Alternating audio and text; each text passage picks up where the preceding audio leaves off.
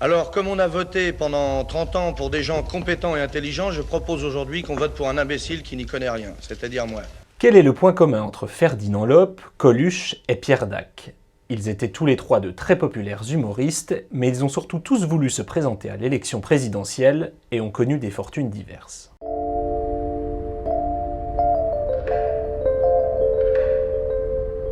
Comment évoquer ces candidats loufoques sans commencer par Pierre Dac? C'est justement lui qui a popularisé le terme loufoque, dérivé de l'argot, et qui vient du mot fou. C'est donc en candidat loufoque totalement assumé que Pierre Dac se présente à l'élection présidentielle de 1965, la toute première au suffrage universel direct.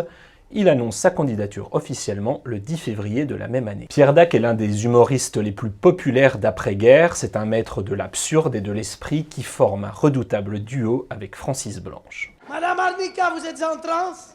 Napolitaine. Parfait. Alors vive la transe. Pour l'occasion, Pierre Dac relance L'Os à moelle, son hebdomadaire satirique, et s'appuie sur le mou, un parti qui n'a pas vraiment d'ambition définie. Mou, ça veut dire mouvement ondulatoire unifié. Oui. Évidemment, ça peut donner une impression de mollesse, ce qui n'est pas le cas du tout. Aussi peu sérieuse soit la candidature de Pierre Dac, elle agace. À l'Élysée, le général de Gaulle a décidé de sonner la fin de la récréation.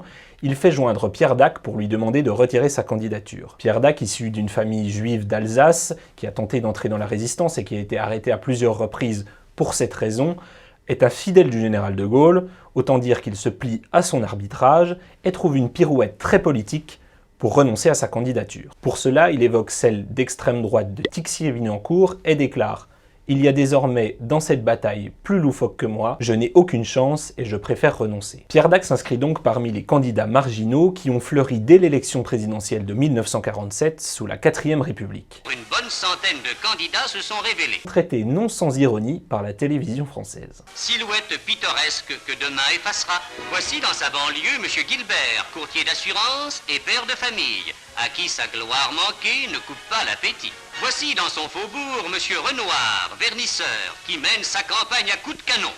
Un canon qui, comme dit l'autre, n'a jamais tué personne. Parmi eux, il y a Ferdinand Loppe qui marquera la 5ème République de ses candidatures canulars. Ferdinand Loppe n'est pas seulement un marginal, il a un vrai intérêt pour la politique, il a même été attaché parlementaire. Mais ses facéties l'ont vite poussé en dehors du palais Bourbon, un peu trop conventionnel. Après avoir écrit plusieurs ouvrages érudits sur la France et ses colonies, Ferdinand Loppe va devenir une figure du quartier latin dans les années 30. Il manie l'absurde à merveille, il a un vrai sens de la formule, et cela va lui conférer une véritable popularité auprès des jeunes. C'est ainsi qu'il construit son personnage. Dans Rennes, leur capitale, les étudiants de Bretagne ont fait un accueil enthousiaste à Ferdinand Loppe, qui depuis des années s'est créé une sorte de célébrité dans les milieux estudiantins.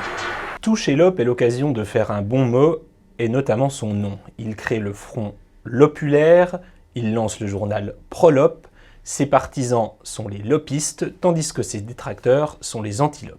Dès le début, le maître allait au cœur du sujet. Et nous en arrivons maintenant aux moyens d'en sortir. Ces moyens, je ne vous les dirai pas.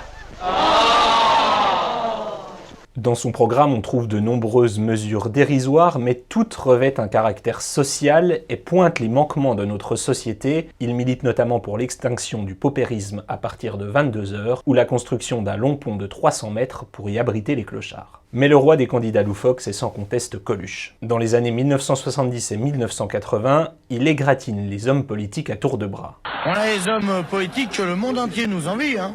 D'ailleurs, ils pourraient les prendre, mais ils viennent pas les chercher, je sais pas ce qu'ils foutent.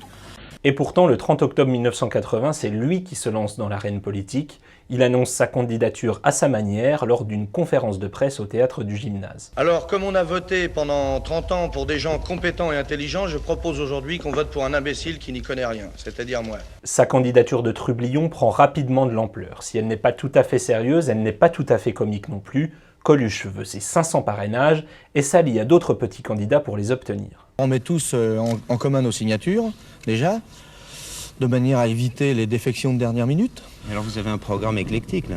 Ah bon, on a un programme complètement éclectique, oui. Enfin, il n'arrivera jamais à être aussi rigolo que les vrais programmes des candidats sérieux, mais enfin, on fait ce qu'on peut, vous savez, pour faire rire, hein, on fait ce qu'on peut. Ces déclarations qui n'ont jamais été tendres envers la classe politique prennent vite une tonalité populiste. Coluche verse volontiers dans le tous pourri. Il a pour ambition de faire voter les abstentionnistes ainsi que tous ceux qu'il convoque dans sa parodie d'appel du 18 juin 1940 et qui se conclut par une formule fleurie. Parallèlement, les sondages s'affolent. Coluche est crédité entre 10 et 12% des suffrages et puisque sa candidature n'est plus tout à fait une farce, elle n'amuse plus vraiment les hommes politiques. Le président Giscard et le candidat Mitterrand tentent tous deux de débrancher Coluche. Ils envoient des émissaires pour le rencontrer, pour le dissuader de maintenir sa candidature. Et puisque cela ne fonctionne pas, le ministre de l'Intérieur, Christian Bonnet, met les renseignements généraux sur le dos de Coluche, qui va désormais subir pression et intimidation pour retirer sa candidature. Finalement, c'est un Coluche lassé par les menaces, les intimidations et dépassé par sa propre candidature, qui renonce à se présenter à l'élection présidentielle de 1981. À partir du moment où ça m'a pu faire rire, évidemment, ça se gratte un peu, quoi. Puisque si moi ça me fait pas rire, comment je vais faire pour faire rire les autres? Coluche plonge en fin d'année dans une profonde dépression. Sans doute cette candidature avortée, cette expérience ratée n'y est-elle pas pour rien. Il reste cependant très engagé puisqu'il lance en 1985 Les Restos du Cœur, sa manière à lui de faire de la politique.